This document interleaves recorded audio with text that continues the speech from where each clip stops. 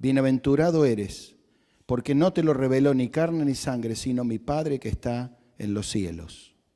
Una gran declaración de Pedro en un momento especial donde el Señor le interesaba saber qué opinaba la gente de él. No porque él no supiera, sino para que Pedro pudiera decir esta expresión. No me cabe la menor duda que el Señor ya había puesto esta carga en su corazón y él no dudó en decirlo, ¿no?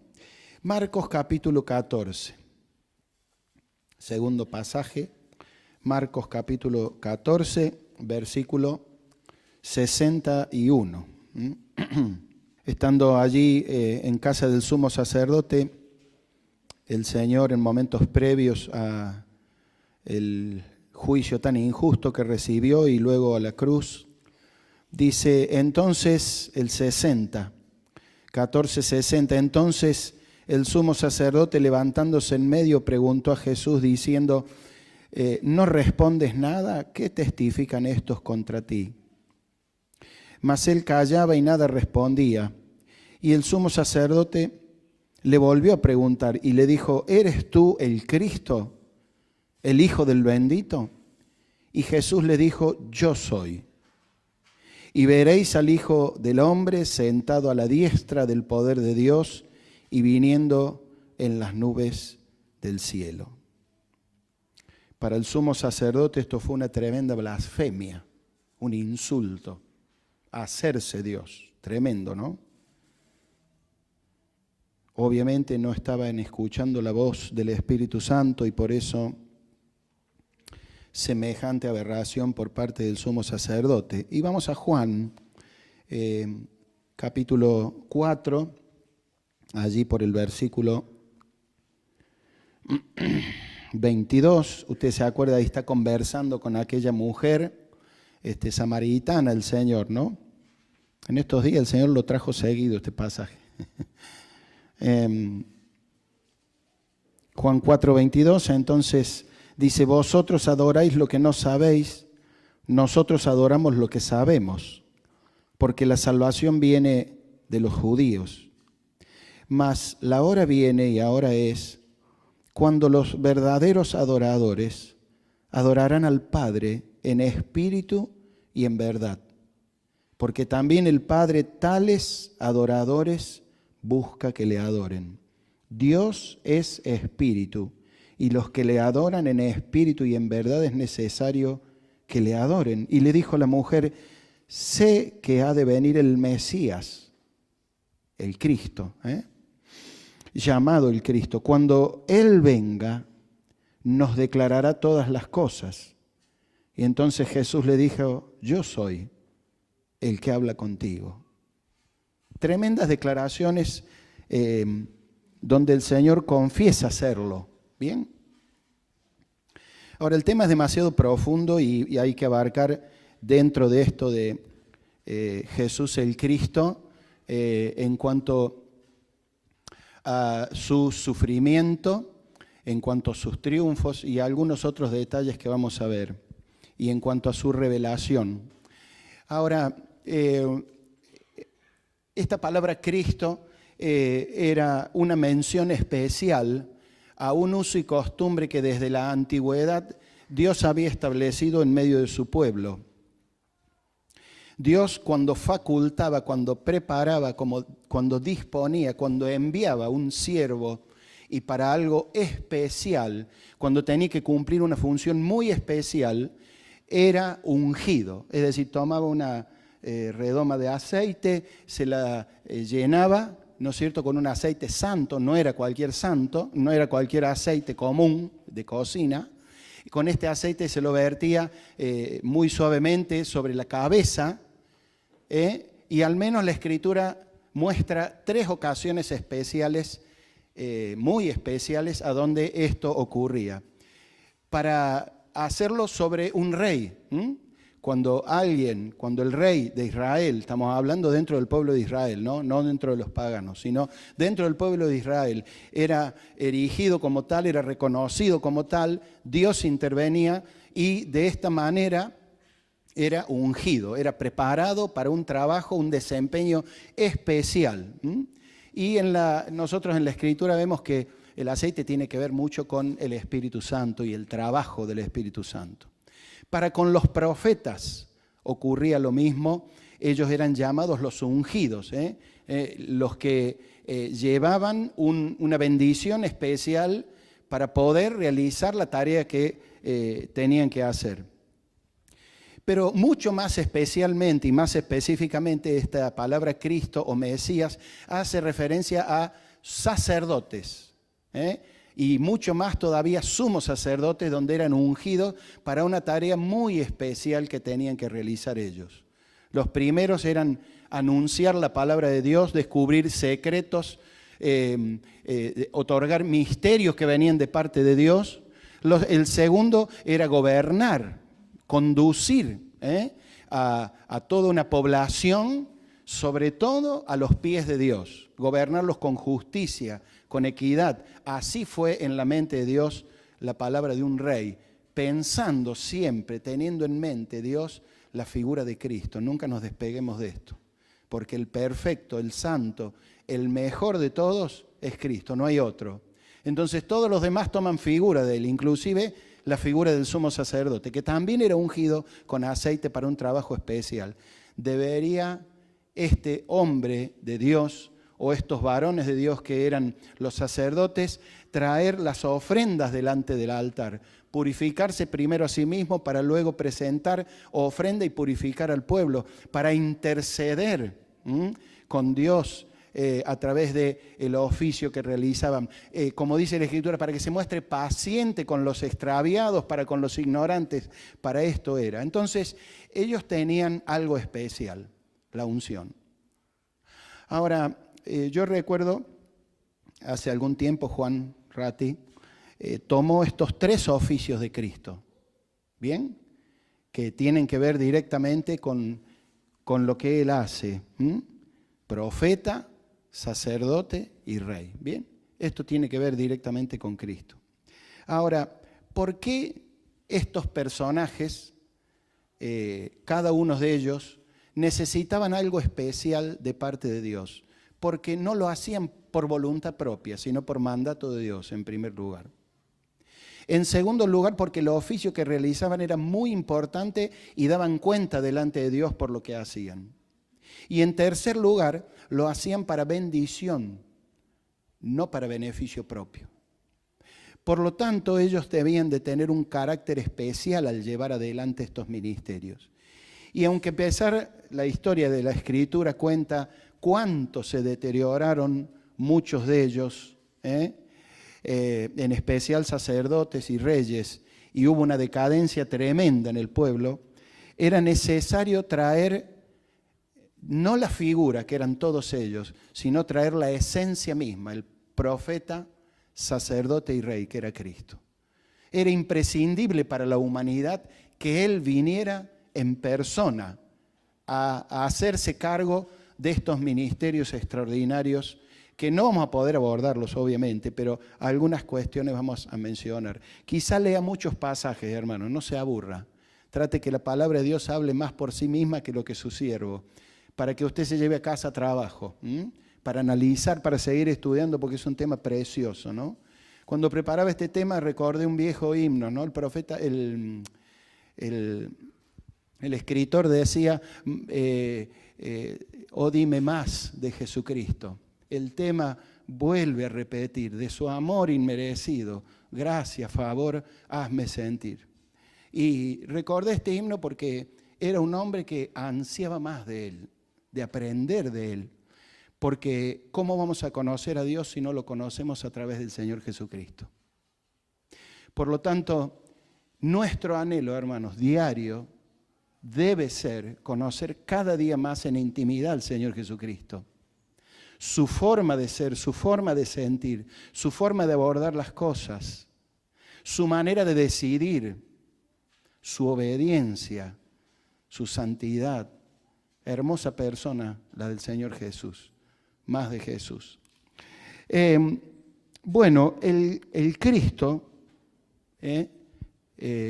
Jesús como tal, Para muchos era un simple carpintero, el hijo de un carpintero, para otros era un rabí, muchos le decían maestro porque le veían muy inteligente a la hora de responder, a la hora de abordar temas, pero esto no era la esencia.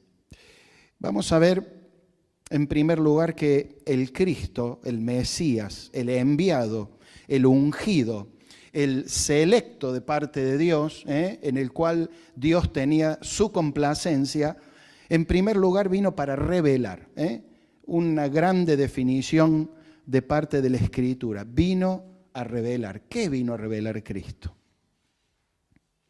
En primer lugar vino a revelar al Padre, mostrar al Padre. Dice, a nadie le dio a Dios, jamás, nadie le vio. El unigénito Hijo, Él le ha dado a conocer. ¿Bien? Él vino a dar a conocer. Dice, en aquel tiempo, dice Mateo 11:25, en aquel tiempo respondiendo Jesús, dice, te alabo Padre, Señor del cielo y la tierra, porque escondiste estas cosas de sabios y entendidos y las revelaste a los niños. Sí, Padre, porque así te agradó.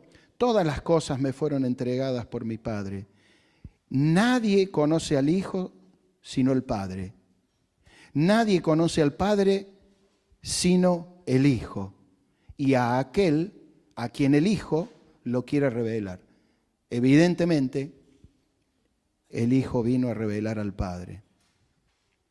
Dice Juan 1:14, aquel verbo fue hecho carne y habitó entre nosotros. Vimos su gloria, gloria como del unigénito del Padre, lleno de gracia y de verdad. Juan dio testimonio de él y clamó diciendo, este es el quien yo decía, el que viene después de mí es antes de mí, primero que yo.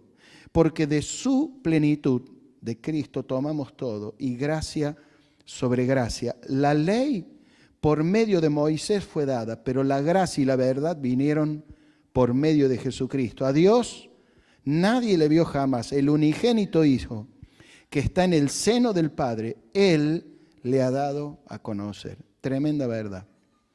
Juan 17:3. Esta es la vida eterna, que te conozcan a ti, el único Dios verdadero, y conozcan a Jesucristo a quien has enviado. Yo te he glorificado en la tierra, he acabado la obra que me diste que hiciese. Ahora pues, Padre, glorifícame tú al lado tuyo con aquella gloria que tuve contigo antes que el mundo fuese. He manifestado tu nombre a los hombres del mundo que me diste. Tuyos eran y me los diste. Han guardado tu palabra. Han conocido que todas las cosas que me has dado proceden de ti. Porque las palabras que me diste les he hablado y ellos las recibieron y han conocido verdaderamente que salí de ti y han creído que tú me enviaste. Bueno, Hebreos 1, Dios habiendo hablado muchas veces, de mucha manera, en estos postreros días nos ha hablado en Hijo o por el Hijo. Si la gran aseveración de Dios es que nadie puede ver a Dios, Dios se tenía que revelar al ser humano.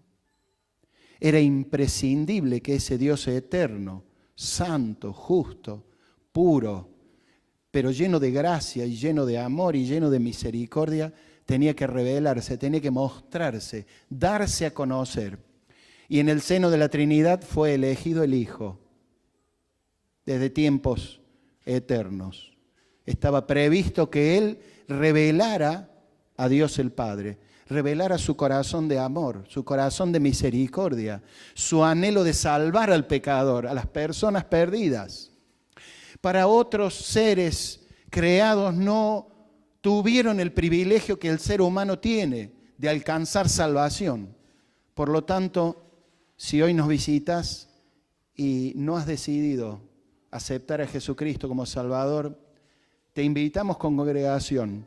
Dios te invita a creer en Jesucristo, el que vino a revelar a Dios, el que vino a mostrar la voluntad de Dios y vino a cumplirla en completa obediencia a Él. Y lo mostró de tal manera que hoy a través de Cristo podemos cada día conocer aspectos preciosos de la persona de Dios, que en la antigüedad muchos de ellos eran desconocidos por los antiguos. Ustedes piensen que en ese progresivo, esa progresiva luz de Dios para dar comprensión, entendimiento e ir revelando cada vez más hasta que venga la luz perfecta que es Cristo para poder efectuar toda la revelación completa de Dios para el hombre y así el ser humano poder relacionarse con Dios. Por eso Él es el mediador entre Dios y los hombres. Él vino a oficiar algo de parte del Padre y era imprescindible que no viniera un ángel, que no viniera un profeta, que no viniera ninguno de los mejores sacerdotes. Tenía que mandar al único, al excelente, al perfecto, a la segunda persona de la Trinidad, Dios mismo, a revelarse al ser humano. Extraordinario. Lo que Cristo reveló no hay nadie más que pueda hacerlo. Él es la revelación completa de Dios. Él en su persona, en su manera de ser, de pensar, de sentir, de actuar. Por lo tanto, hermanos, tenemos un Padre amoroso que se ha preocupado para bien y ha enviado lo más caro, lo más preciado del cielo para darse a conocer, para revelarse. Increíble. En segundo lugar, para dar testimonio de la verdad. Cristo es la perfecta expresión de la verdad, esencia misma de la verdad. La palabra de Dios usa esta expresión en un momento y dice, sea Dios veraz y todo hombre mentiroso, dando a entender que la veracidad de Dios, la verdad de Dios es absoluta, indiscutible, no hay otra verdad, única y suficiente. Él es la verdad. Y Cristo es la verdad encarnada, el Logos, la palabra de Dios encarnada.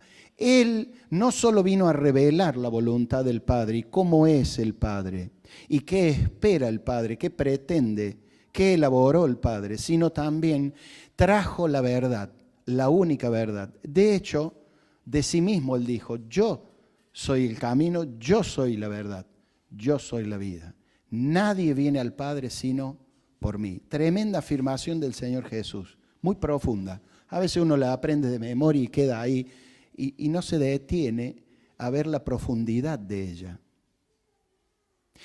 No hay otra verdad fuera de la verdad de Dios. Habrás escuchado, te habrán dicho, bueno, esa es tu verdad, yo tengo otra verdad.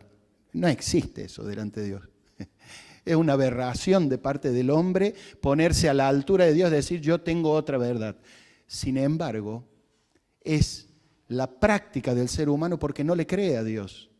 No piensa que Dios es verdad, que su palabra es verdad, que el Hijo es el verdadero y por lo tanto no alcanza la salvación de parte del verdadero. Es como que el hombre en su orgullo, en su altivez, no da crédito a lo que Dios dice, mucho menos a su palabra, y no ha dado crédito al Hijo de Dios. Dice Juan, aquel verbo fue hecho carne y habitó entre nosotros. Vimos su gloria como del unigénito del Padre, lleno de gracia y de verdad.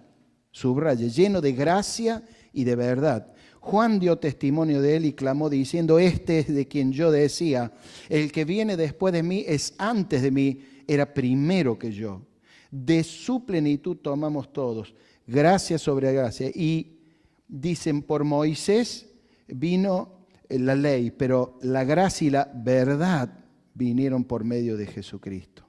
Juan 14:6, soy el camino, la verdad y la vida. Juan 18:37, le dijo entonces Pilato, ahí en esa conversación, luego, ¿eres tú rey? Respondió Jesús, tú dices que yo soy rey. Yo para esto nacido y para esto he venido al mundo, para dar testimonio a la verdad o de la verdad. Todo aquel que es de la verdad, oye mi voz. En esa revelación del Padre verdadero, Él traía la verdad en su esencia, en su persona, para que puedan conocer la verdad y la verdad nos haga libres. Él dijo, y conoceréis la verdad y la verdad os hará libre. Pilato dice, ¿qué es la verdad? Claro, no le había amanecido, no se le había prendido la lámpara a Pilato, ¿no? Tuvo la gran oportunidad Pilato y la desperdició. Todos tenemos oportunidades de abrazar la verdad o dejarla ahí como un concepto o rechazarla. ¿Bien? Son las tres posiciones. Abrazarla, hacerla propia, obedecerla, estudiarla, seguirla, tenerla ahí como un concepto, algo importante, que bueno, ¿no? Intelectual, o rechazarla. ¿Cuál va a ser la opinión hoy de su pueblo o de aquellos que no conocen a Cristo? ¿Vamos a rechazar la verdad? ¿Vamos a rechazar a Cristo? ¿Vamos a rechazar a Dios, que es la verdad? Tercer lugar, Cristo vino para anunciar las buenas nuevas de paz en su revelación. Tomó el papel de reconciliador, para reconciliarnos con el Padre, con Dios. Dice Juan 14, 27, la paz os dejo, mi paz os doy. Yo no os la doy como el mundo la da. No se turbe vuestro corazón ni tenga miedo. Él vino a anunciar buenas nuevas de paz.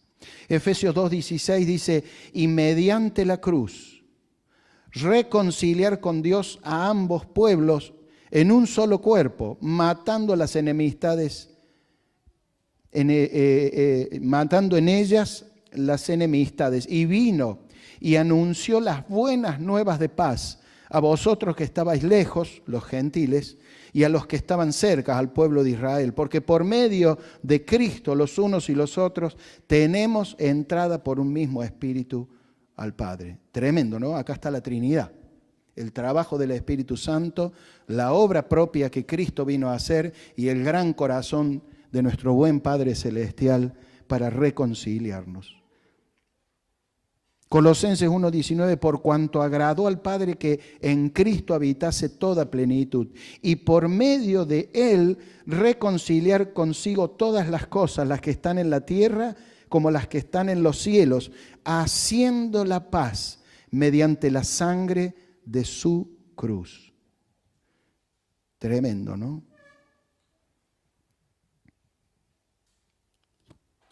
Dios quiso quitar de en medio el conflicto que había, el abismo que había, de un Dios tan santo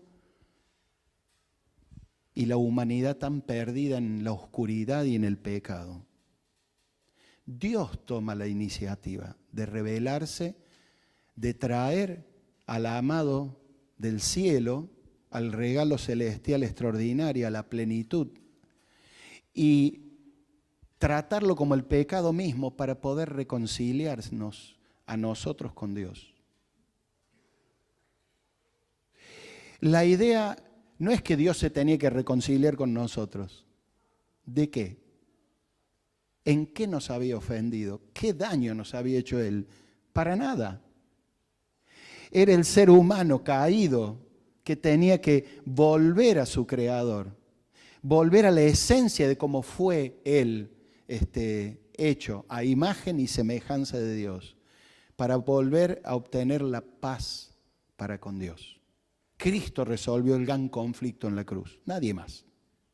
No era una cuestión de tratos económicos, de tratos políticos, de ninguno de estos. Él resolvió el gran problema de nuestro pecado, que era el gran enemigo que nos llevaba a la muerte y a la separación definitiva de Dios. Cristo cruza allí el tremendo abismo y viene a mostrar su luz, su verdad, la verdad de Dios, a mostrar que Él era la vida y que Él venía a hacer las paces. Pero nada gratis, nada hay gratis.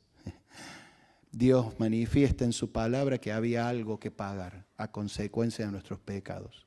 La paga del pecado es muerte, decía la Escritura. Tremendo, una declaración de Dios. Pero hay que entender de que si en Cristo hay vida eterna, Él tenía que resolver el problema. ¿Cómo lo hizo? Él poniendo su vida en rescate por todos. Él cargando sobre sí todas las imputaciones de nuestros pecados.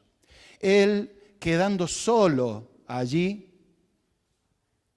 en la soledad y experimentando el trato duro de Dios para con Él a consecuencia de mi pecado, de tu pecado, de nuestros pecados.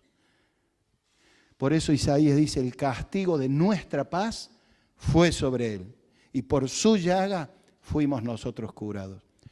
Vino a revelar las buenas nuevas de paz. Así que hay buenas nuevas. El Evangelio de nuestra salvación es un anuncio para que vos te lleves hoy una nueva relación con Dios. Ahora como hijo de Dios, salvado, limpio por la sangre de su cruz. Habiendo dejado atrás la vida antigua llena de pecado y sin Dios, sin esperanza. Dios pone una esperanza gloriosa de parte de cada uno de los que creemos en Él. Y dice la Escritura que es una segura y firme ancla del alma, la esperanza que tenemos en Dios. Porque penetra, dice, velo adentro, donde Cristo entró como precursor, como el primero y único que podía entrar y resolver el gran conflicto. Y entró con su propia sangre, no con la de ningún cordero. Extraordinaria verdad de Dios. En cuarto lugar, confirmar y cumplir las promesas de Dios, como parte de su revelación. Confirmar y cumplir sus promesas. ¿Qué promesas?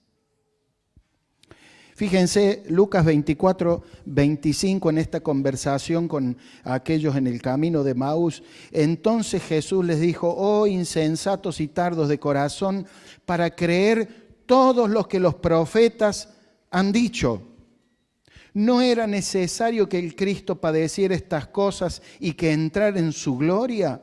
Y comenzando desde Moisés y siguiendo por todos los profetas, les declaraba todas las Escrituras los que de él decían. Miren si el Antiguo Testamento no está impregnado de Cristo.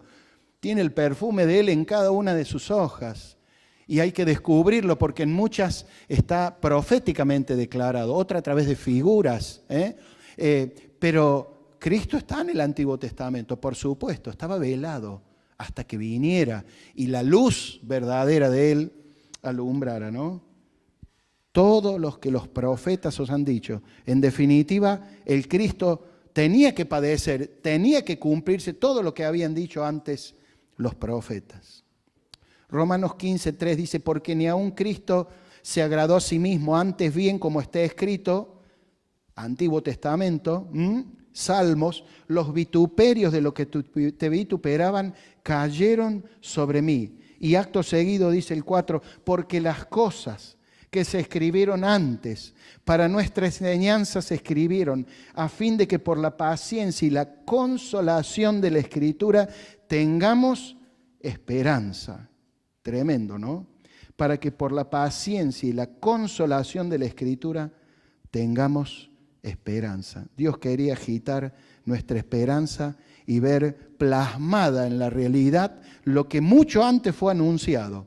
Cristo vino a cumplir cada una de las promesas de Dios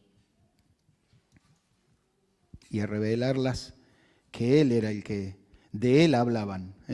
Pues os digo, dice Romanos 15:8, que Cristo Jesús vino a ser siervo de la circuncisión para mostrar la verdad de Dios, para confirmar las promesas hechas a los padres y para que los gentiles, los que no éramos del pueblo de Israel, glorifiquen a Dios por su misericordia como está escrito. Y empieza a enunciar pasajes del Antiguo Testamento. Salmo 18:49, por tanto yo te confesaré entre los gentiles y cantaré a tu nombre.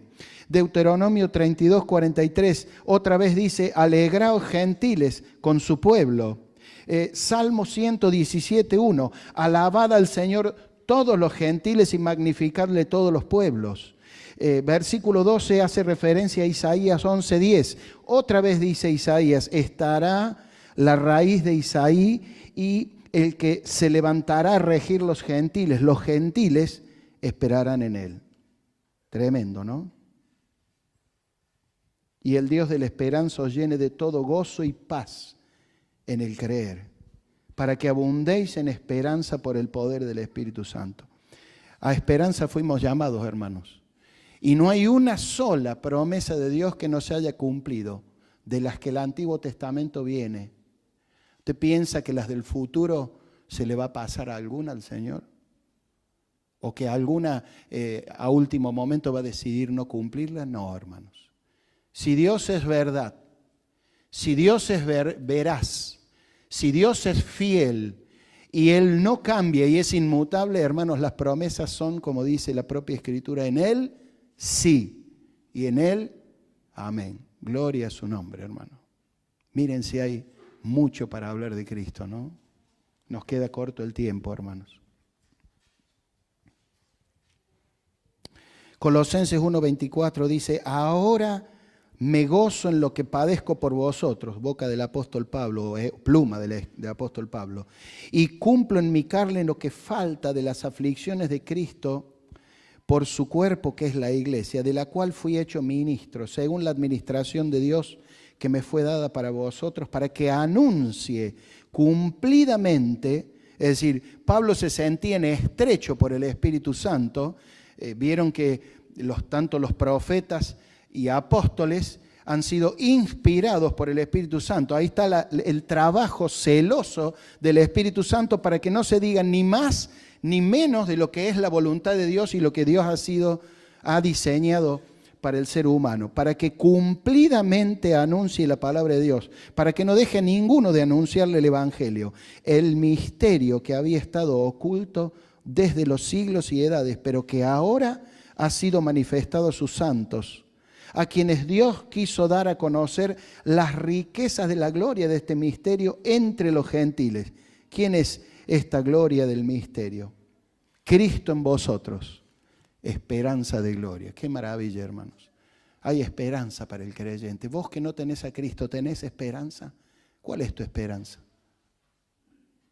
Tu esperanza está quizá en las posesiones, quizá en el nivel cultural al cual alcanzaste, en tu trabajo esforzado, valiente, en haber tenido una familia acorde a las leyes morales, a las normas generales. ¿Dónde está tu esperanza? Quiero contarte, la Biblia cuenta que nuestra esperanza es Cristo, Él, y en su salvación, no solo en la salvación del alma, la cual por su gracia y habiéndole recibido como Salvador y Señor, ya tenemos asegurada. Somos de Cristo. Se viene la redención de nuestros cuerpos y está preparado un cuerpo para la eternidad, que nada tiene que ver con este inclinado al pecado y con tantas debilidades. Se viene algo mucho mejor todavía de lo que hoy estamos transitando. Ahí está nuestra esperanza, esperanza de vida, esperanza gloriosa al lado de nuestro amado y bendito Salvador, donde allá va a enjugar toda lágrima, donde va a sanar toda herida, donde no habrá angustia, ni dolor, ni llanto, ni muerte. El gran enemigo nuestro. Ya vamos a ver que Él lo venció en la cruz.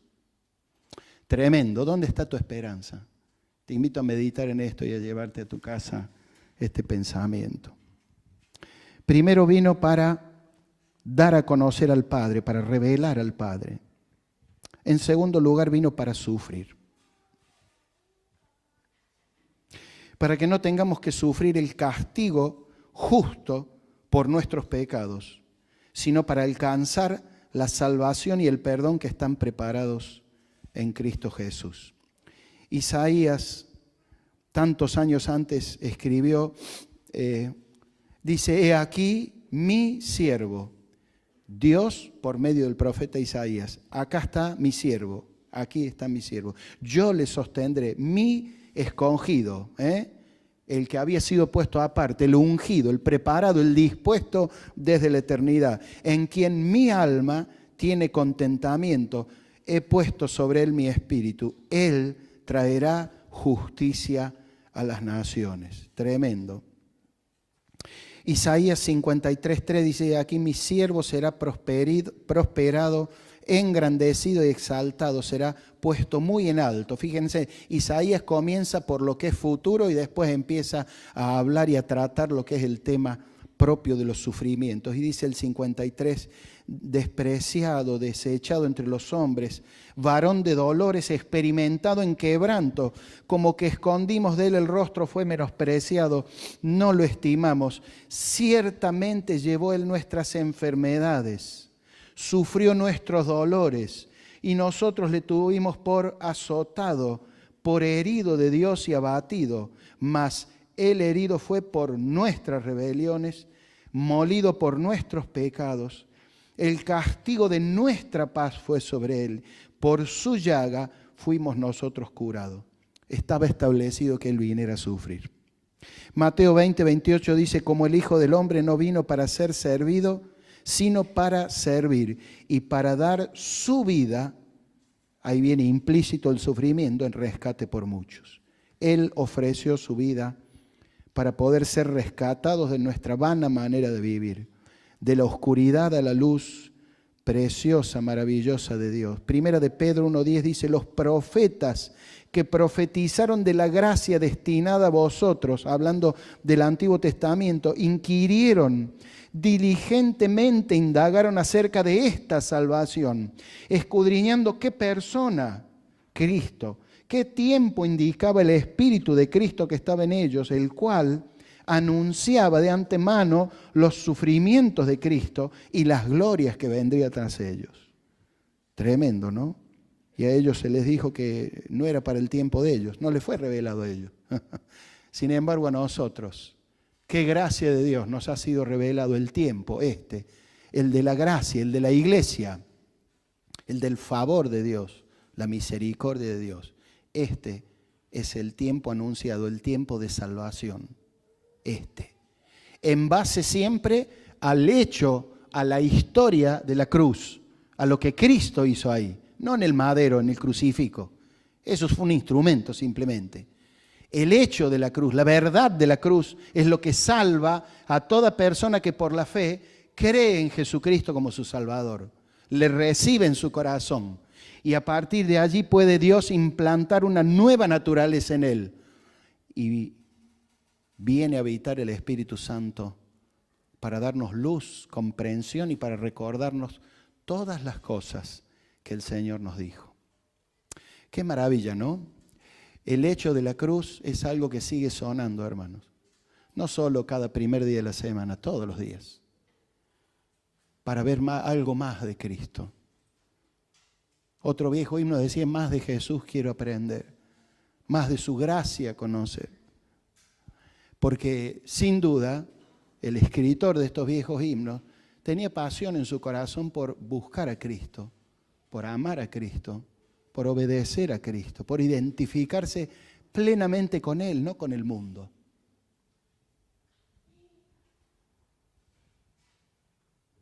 Otro viejo himno decía, dejo el mundo y sigo a Cristo, acogiéndome a su cruz. Tremendo. En tercer lugar, el primero vino a revelar, el segundo caso vino a sufrir, nuestro amado y bendito Salvador, y en tercer lugar vino para triunfar. Algunas canciones que me han tocado escuchar es como que me quedo esperando otra estrofa más porque parece que concluyera con que Cristo murió y quedó derrotado y ahí vencido. Me da tristeza. Si pudiera llegar a hablar con cada uno de estos escritores, le diría, una estrofa más, estaría buena. La estrofa del triunfo, de las glorias que vendrían detrás del sufrimiento. ¿Por qué no quedó allí derrotado? De hecho, el tiempo de la cruz fue muy breve, porque él dice que tenía autoridad de poner su vida y luego de tomarla. Él la puso cuando él quiso y la tomó cuando él quiso. No hubo nadie que le exigiera, ni porque lo llevaron, ni nadie.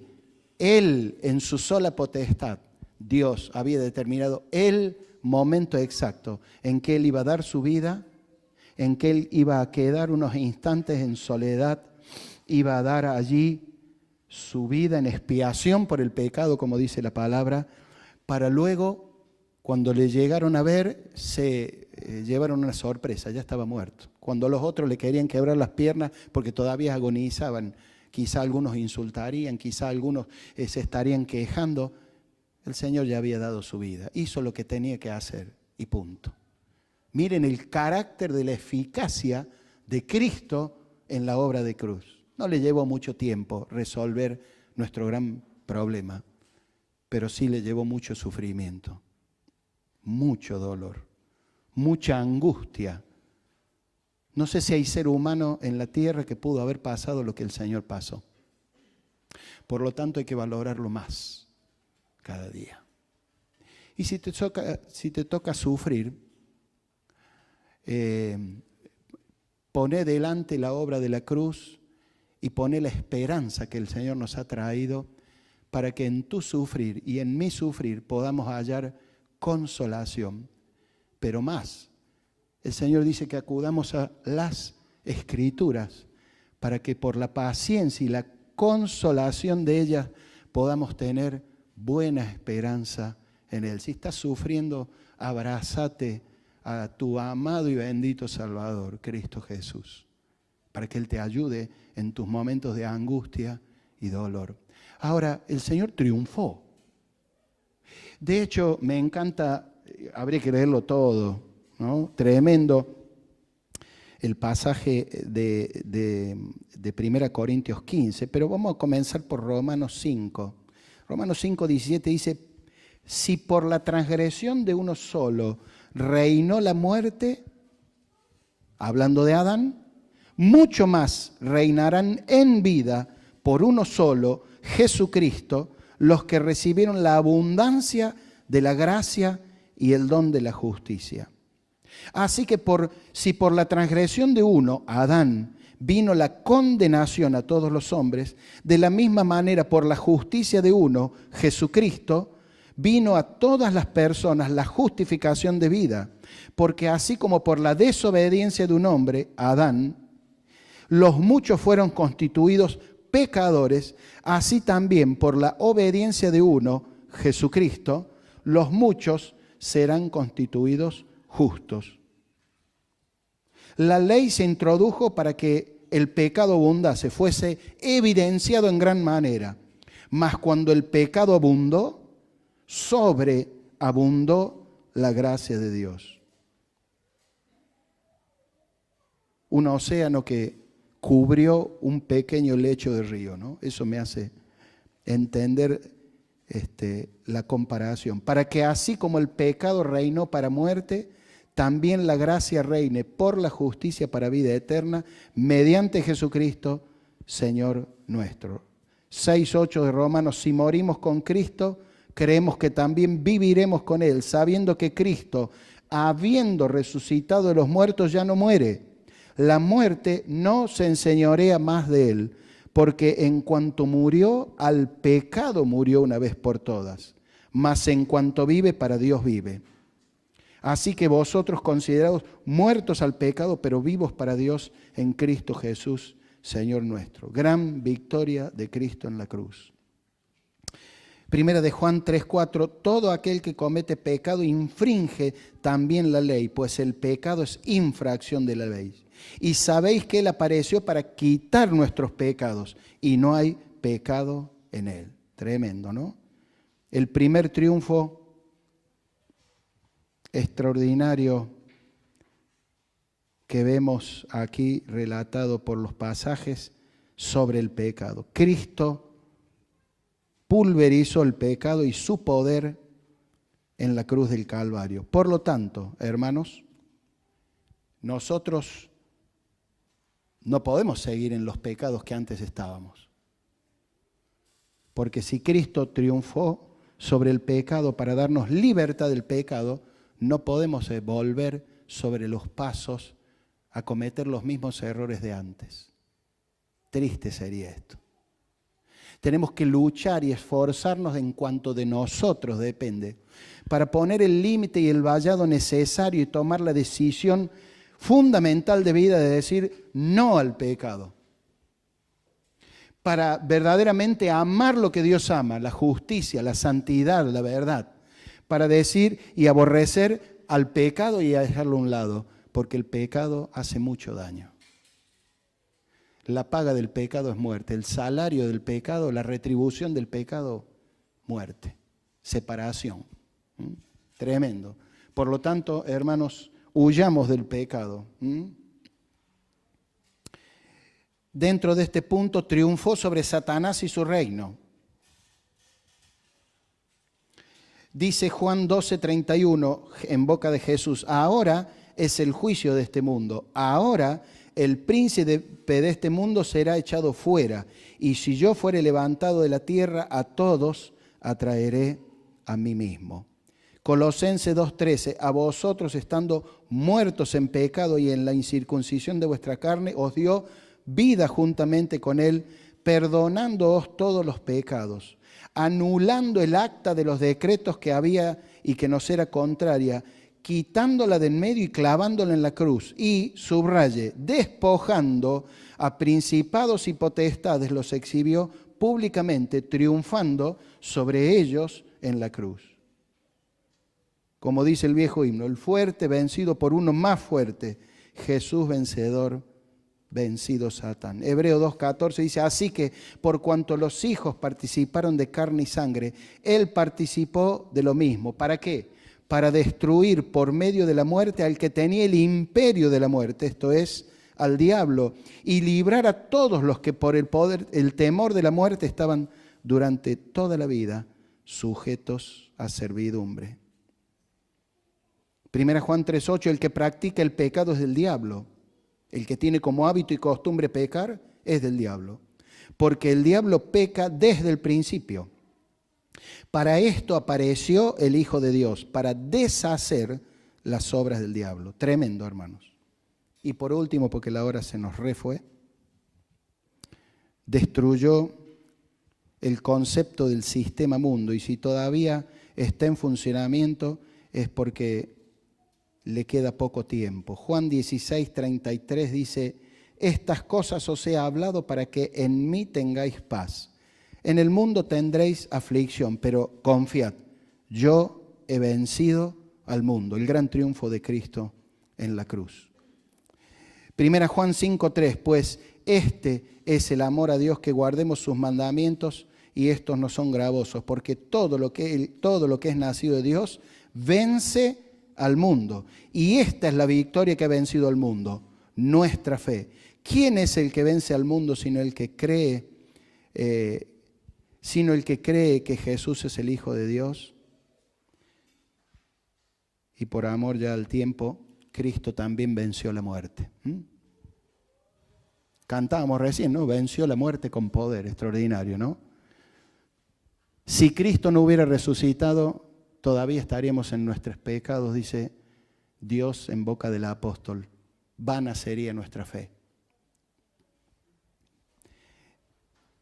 Pero Cristo ha resucitado, dice, primicias de los que durmieron es hecho. Por lo tanto, tenemos un Cristo que vino a revelarnos todo lo que es Dios, todo el concepto completo de Dios.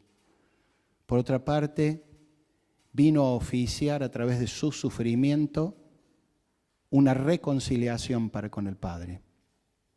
Y por último, no quedó allí en la tumba, sino que victorioso salió de ella. Y si hoy podemos tener vida eterna es porque Él resucitó entre los muertos. Si Cristo no hubiese resucitado, vana sería nuestra fe. Hubiera quedado allí como un mártir más. Cristo no fue un mártir, nuestro gran Salvador y Redentor. Y oficia como profeta, como sacerdote y como rey, al cual hay que acercarnos cada día para que Él nos dé a conocer sus verdades, para que nosotros podamos cada día ser reconciliados con Él cuando tropezamos y caemos, porque Él tiene cuidado de nosotros como el buen pastor. Él se compadece de nuestras necesidades y como rey, ya lo veremos en breve, Él reina hoy, aunque no lo veamos. Ahora todo el mundo lo verá como tal.